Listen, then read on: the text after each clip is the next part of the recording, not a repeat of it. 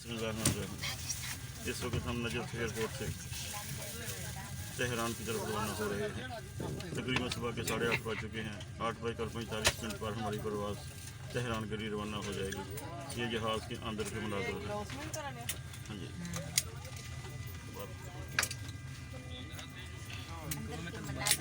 हाँ, अब हम आपको एयरपोर्ट के बाहर के मुनाज़र भी दिखाते हैं।